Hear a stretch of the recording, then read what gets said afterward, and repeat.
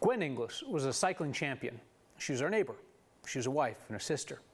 Her memory has been marked by a ghost bike in the area where she was killed while biking with her husband, though that may soon change. Our Mike Grady has the story. Yeah, and cyclists understand what this means.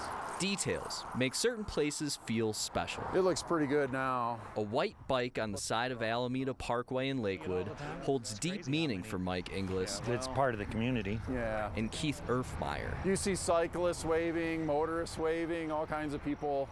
You know, she blew a kiss as she drove by, so I think people that heard Gwen's story understand the significance of it. Gwen Inglis was killed here 2 years ago when an impaired driver hit her while she was biking. It's a reminder of where my little sister lost her life. This is where my wife died.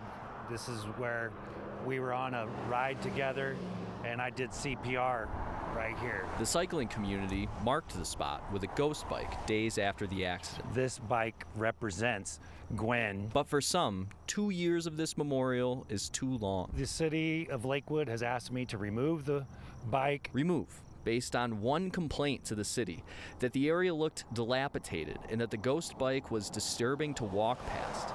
The city of Lakewood considers ghost bikes roadside memorials, and they require the eventual removal of those memorials. Everybody's been super friendly. Everybody has worked together to try to resolve this situation where one person's complaint doesn't take down a community monument. A city spokesperson says the bike can stay until the family chooses language for a memorial sign. You can see cyclists going up and down here all the time. But for Gwen's family, a sign alone just isn't enough. If this was world according to Mike and I got to make the rules, there would be a sign right here saying that this was the Gwen Inglis Memorial Bikeway, and the white bike would be locked to that stand, and we would keep it clean with clean flowers indefinitely. Gwen would absolutely want the bike here, for sure. As long as people on bikes keep getting killed by people in cars, Keith and Mike say this detail needs to be here. If everybody was a 10 and 2, both eyes on the road all the time,